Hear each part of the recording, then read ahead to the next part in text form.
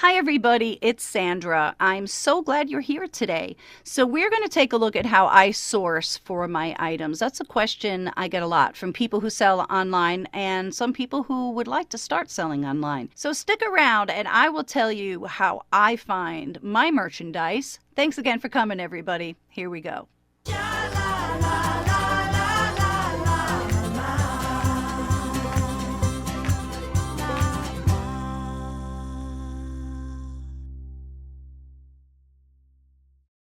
Now, I love selling jewelry, but I don't only sell jewelry. I will basically sell anything I can make money on. I like to sell vintage things, but sometimes I sell newer things too. The first thing I try to do is I go often. I try to go as often as I can. I generally will source about 4 days a week. I kind of have a little bit of a routine depending on the town I'm in. I do travel a little bit for my job, and I think that puts me at somewhat of an advantage. So I do try to go often. So that's the very, very first thing I do, and I think that's important. I do go to a lot of major thrift stores. I go to the Savers and the Goodwill. Sometimes I will check those out. Habitat for Humanity, Salvation Army. A lot of those are getting a little bit overpriced, so it's kind of irritating.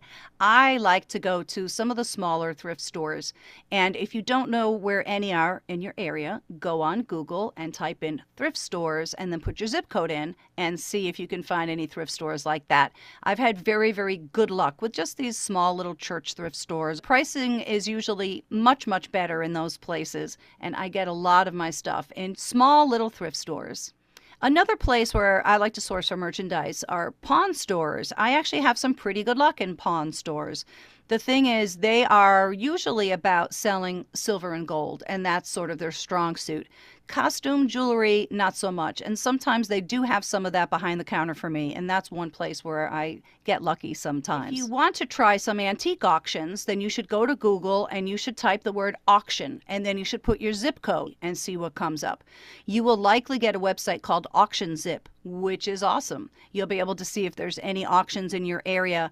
I love going to auctions. You can generally buy a lot of items in bulk, and they're very, very exciting, very competitive, however, so you have to be careful. But that's something that is a great thing to do. One of the good things about going to local antique auctions is if you can build a relationship with the auctioneers, then you can also sell some of your items there too. Auction houses are interesting because they don't have their own merchandise. They 100% rely on people to give them merchandise to sell. So that's another great way to get rid of some stuff if you're looking to do that in bulk also. Also, Facebook Marketplace. There are bargains to be had on there. You should check that out if you are on Facebook on your phone. At the bottom of your screen, maybe you need an iPhone for this, I'm not sure, but there's a little icon that looks like a store. And if you click on that, that should bring you to Facebook Marketplace. That's another good place to source for things. Also, antique stores and flea markets and antique malls and stuff like that. And that's where it becomes kind of important to really know certain things about whatever it is that you're trying to buy. Often those places will be overpriced. Often those people really, really know what they're doing. I know a lot about old jewelry, maybe a little bit more than the average person. So I'm able to find some stuff sometimes that somebody overlooks because they don't know what it is. Part of the challenge is that everybody's working with the exact same tools. Everybody has a cell phone in their hand. Everybody is looking everything up. But everybody doesn't know how to look everything up. When it comes to jewelry, certainly not. In fact, I just saw something on the internet where somebody was selling a ring and they said, this is an abalone ring. And it isn't. It's actually a blister pearl ring. So somebody looked up abalone ring, determined a price, but that's not even what the item is. So having a little bit more information, a little bit more knowledge is definitely a great thing. And you know, if you're looking for jewelry, that's a lot of what we do on my channel. So you should check that out if you're interested in learning more about jewelry for sure. So my favorite place to source would be garage sales and estate sales. Now, estate sales can get tricky, especially if they're being run by a company, because those people are generally asking really high prices. But sometimes there's estate sales that are run by the family. I like to hit those. Now, what I do is the night before, I'll take a look on Craigslist in my area, and I think there's a category that says items for sale, and then there's garage sales. But if that's too hard to find, go to a Google search and type in Craigslist garage sales and your zip code, and that should bring you to the proper place. The other thing you can do is type in yard sales and your zip code, and that should bring up a lot too. What I will generally do is I will plot out where I want to go. Sometimes I put the addresses in Waze, which is an app that I like to use on my phone, so in the morning I'm ready to go. The other thing I do is I make sure that my car has enough gas in it. And I also, when I wake up in the morning, I get up early and I don't put makeup on. I don't put jewelry on, and I don't dress up. I have a pair of Ferragamo loafers. I don't wear my Ferragamos. I will wear an old pair of sneakers. I have kind of my lucky Skechers, I call them. They have a big rip in one of them. So you don't really want to look too affluent because, I don't know, you just don't. A lot of times when you go to garage sales, people are sort of sizing you up a little bit, and when they go to give you a price, they're kind of trying to see how much you would be able to afford. So I try to really look a little bit pauperish. I don't know. It's worked for me, I think. While I'm outsourcing, whether it's garage sales or thrift stores, speed is really a factor. And I love chatting with people. I really, really do. But I don't have time. I'm trying to get to as many sales as I can in the shortest amount of time. I will generally go on a Saturday for 8 or 9 hours if I can. And the name of the game is how many can I hit? And I feel like the bigger the number, the better my chances are of finding good stuff. It's like that gambling game in Las Vegas, the one where you put the chips on the numbers. I think that's roulette, right? It's like the more chips you have on the more numbers, the better your chances are of something really great coming up or your number coming up. Now, I try not to linger too much, right? I try not to get into big conversations with people. But if I'm at a sale where I start to see some old items that look really valuable or really interesting, I will always say, do you have any more of these kind of thing?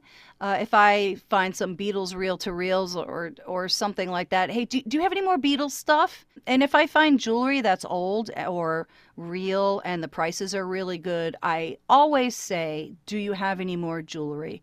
Now, often people will say, no, whatever I have is there, is what I have, that's there.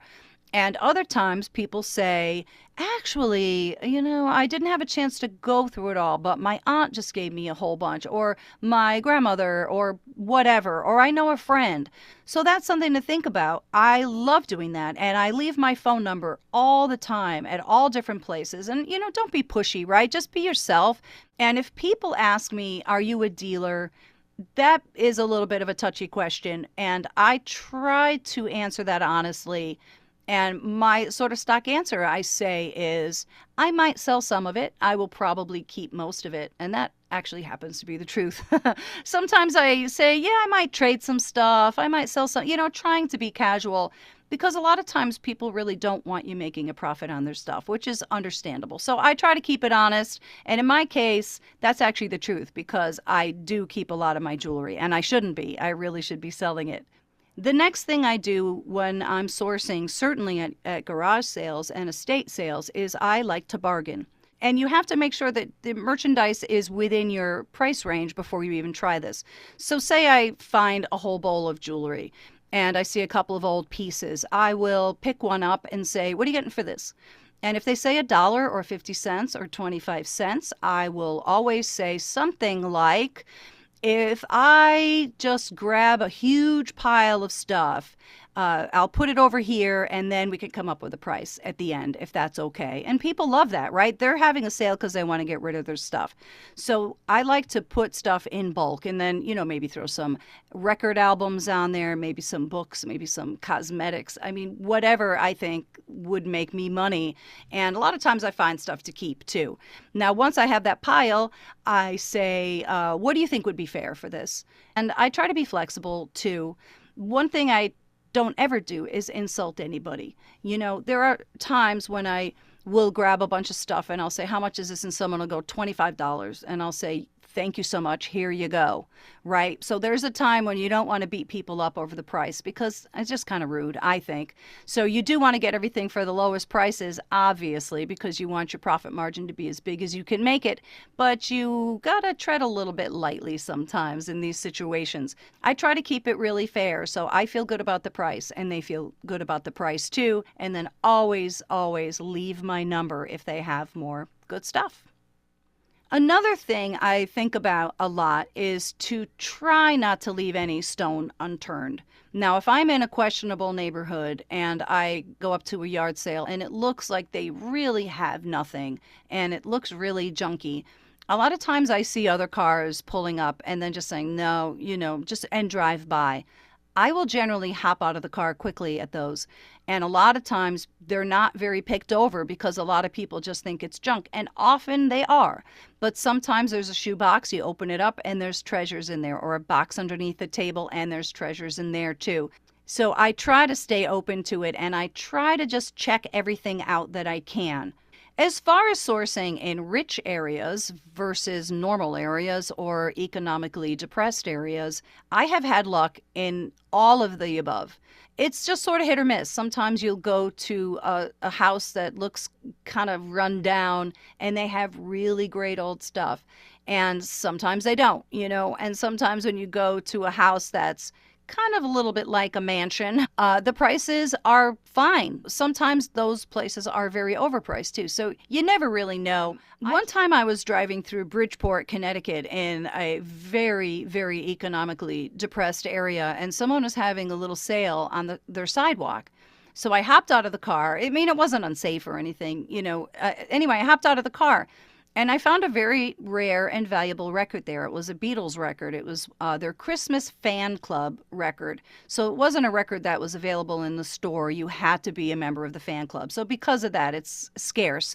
So, I guess the point here is you never know. So don't leave those stones unturned.